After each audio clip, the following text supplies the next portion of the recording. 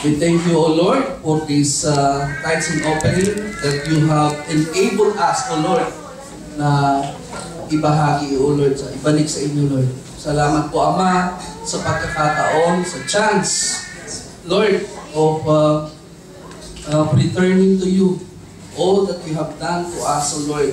Thank you, O God, for giving us the strength and the occupation, Lord, yung sa mga trabaho namin na pinanggagalingan ng mga salabing ito, Lord. Ama, patuloy mong pagpalain ang aming mga kumpanya, ang aming source of income, Lord, at yung mga wala pa pong trabaho, Lord, bigyan mo po sila ng magandang trabaho, Lord, yung Friday at Saturday off, Lord. At dalangin ko, Ama, yung mga tao nakibahagi dito, Lord, ay tunay na mapagpala, Lord. Ibalik ko po sa kanila, Lord, doble, triple, sevenfold, Lord, ang mga blessings. Lord, dalangin ko rin po na tanging sa glory mo lamang magamit ang mga perang ito upang lalo pang makilala ka at mapapurihin. In Jesus' name, this we pray. Amen.